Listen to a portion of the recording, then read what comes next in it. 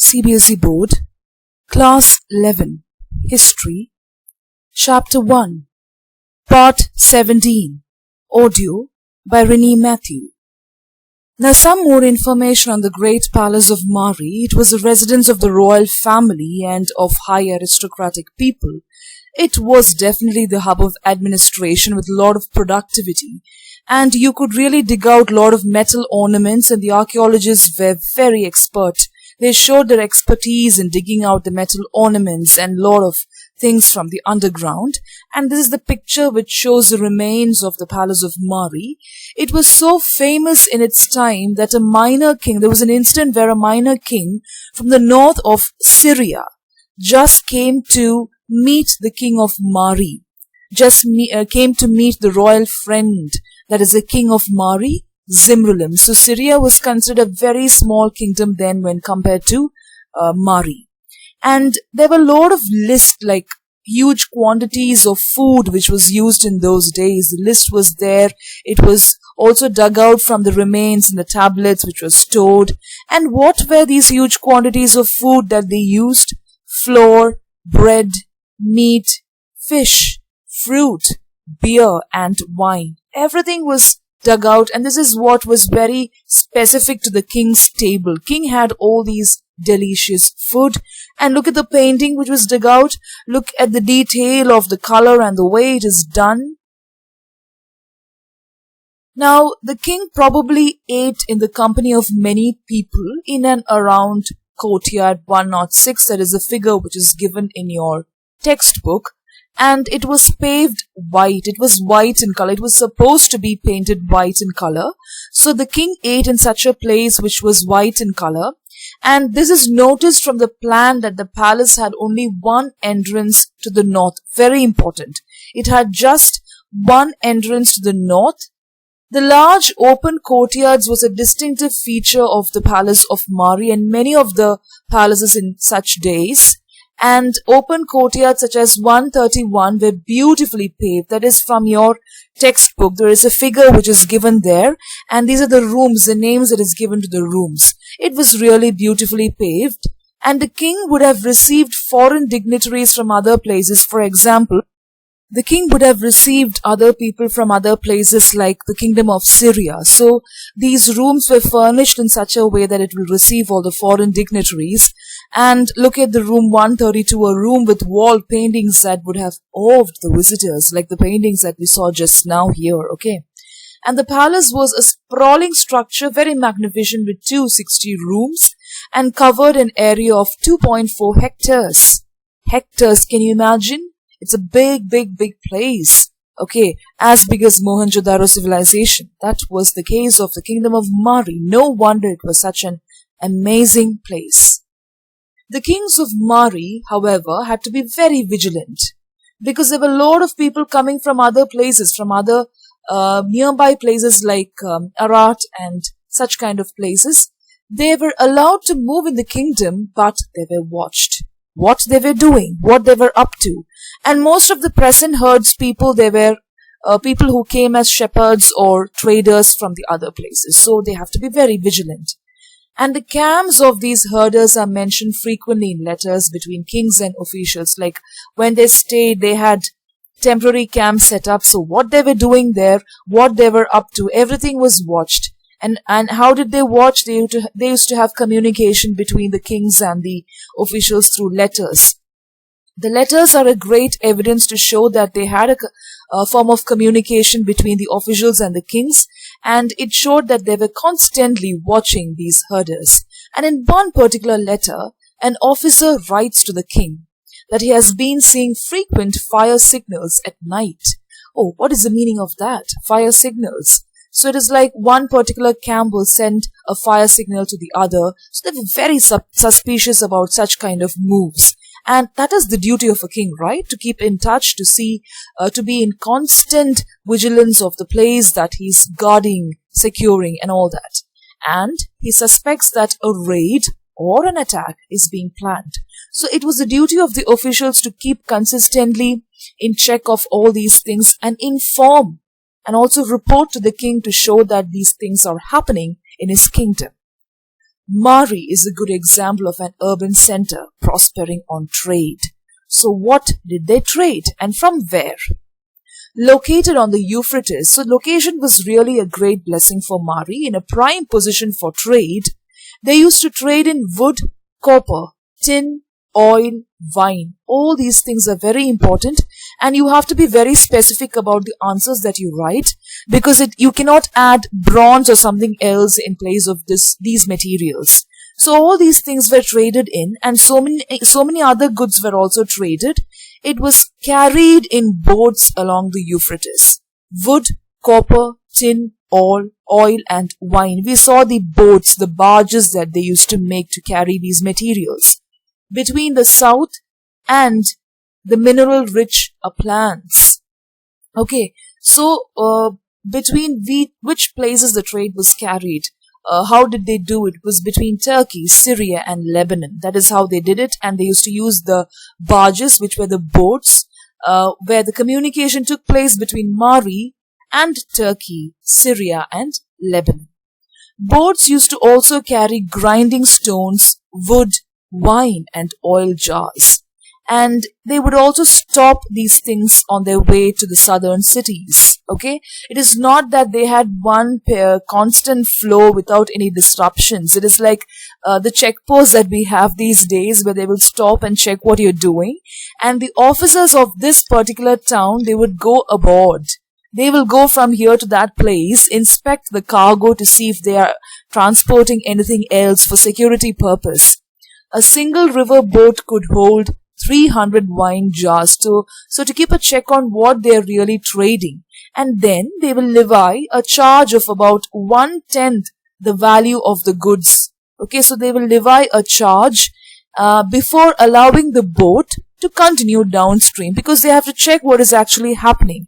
And before they allow the boat to actually go downstream, they will have to keep a check. And one particular boat could hold 300 wine jars.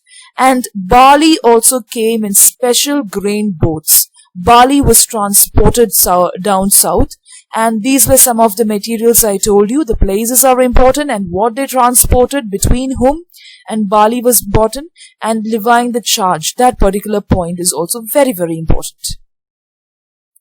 The tablets refer to copper from Alasia. They used to have copper from a particular place called Alasia. Can you see it on the map over here? It's over here above Egypt. The island of Cyprus, known for its copper and tin. It was also an item of trade. The copper from Alasia was very famous. And of course, we have got bronze. That was a main industrial material for making tools and weapons. And this trade was of great importance because they did not have any bronze in their place, so they did get it from the other places. And although the kingdom of Mari was not militarily strong, it was not exceptionally prosperous. It is not that it was so prosperous, it was actually their hard work and trade which made them a great, appalling place. Now today, Mesopotamian excavators have got a lot of job to be done. They have much higher standards of accuracy and care to understand what really happened in Mari. And now we are going to see about the city of Ur in recording what happened in those old days. So huge areas of Ur was excavated, and let's see what we could find there. Few archaeologists have the funds to employ large teams of excavators. You should understand that excavating is not like you go dig with the plow and all the rue and all these materials, the items, the implements that you have. It's not very easy. You will have to really have a big team who are experts in doing it, in finding out things, and if they sense that something is there underground, they will have to dig it out very carefully. Very meticulously they will have to do it so that it doesn't break. Yes, because those are the only remains which is available from the past. That shouldn't be destroyed. So, the mode of obtaining data was very difficult, and you should have a real good team who are real experts. So take the small town at Abu Salabik, about 10 hectares. It was found in Ur. It was 10 hectares in area in 2500 BC with a population less than 10,000, but very big place. Okay. And the outlines of walls were at first traced by scraping surfaces. Okay, they used to scrape slowly, then they will dig further, then they will again scrape. So there are some techniques that they used to see if a real city was there underground. It's not like how we dig the soil, just like that you just use the plow and tuck tuck you will do the digging. No, it's not like that. They will have to use very careful means of doing it. Suppose something is there, they will have to slow down. So scraping off is very important technique. Scraping off the top few millimeters of the mound with the sharp and wide end of a shovel or other tool. To say it in a very simple term, the shovel that we use in our garden, but more stronger than that. So few millimeters of the mound was dug. And while the soil underneath was still slightly moist, when it was moist, the archaeologist could make out different colors, textures, and lines of brick walls or pits or other features. So because it was moist, you have a lot of underground water, they could make out what was beneath, the colors, the textures, and what was actually beneath this particular place. And a few houses that were discovered were excavated. Alright, all the houses, the remains that we have, that we can see in the museum were excavated. And the archaeologists also sieved, that is, they used to strain through tons of earth to recover plant and animal remains, because it has been buried many years back, right? So you will get a lot of materials along with the mound. Suppose a particular fossil is discovered, you will not get the fossil very easily. It will have to be sieved. It has to go through a lot of processes where the dust is removed, where the silt is removed, where the mud is removed. So that is known as sieving. Very careful process, and it requires a lot of skill also. And of course, you should be able to shell out a lot of money to have these big teams of excavators. And in the process, they were able to identify many species of plants and animals on the way. They found large quantities of charred fish bones, that is like burnt, smoked fish bones, because that was offered to the temples. We saw that to the gods, and also it was swept open to the streets. They were so fond of fish. Plant seeds and fiber remained after dung cakes had been burned. So after the dung cakes were burned, they got a hold on the plant seeds and fiber, which was used as fuel, and thus kitchens were identified. So all these things were used in the kitchen, and they found out, okay, this is a kitchen. And living rooms were those with fewer traces. We never got any trace of the living rooms because they found the teeth of very young pigs on the streets. Archaeologists concluded that pigs must have roamed freely here as in any other Mesopotamian town. So pigs were just roaming up and down. And there were very less traces of what? The living room. In fact, one house burial contains some pig bones also. The dead person must have been some pork for his nourishment in the afterlife. Maybe it's a kind of humorous statement that is being made. Maybe they consumed pig also, we don't know, but no much record is there stating that they consumed pig. And the archaeologists also made a lot of microscopic studies of room floors to decide which rooms in a house were roofed, okay, with poplar logs. That is a kind of tree, the name of a tree, palm tree, straw. So that showed the prosperity, the financial status of a particular family. So how the roofs were actually built, how they were structured, whether some of it was open to the sky. So all these different forms were there that was particular to our Mesopotamian structure. Cities in Mesopotamian culture, very important. Mesopotamians really valued the city life in which people of many communities and cultures lived side by side. I told you it's an intermixture of everything.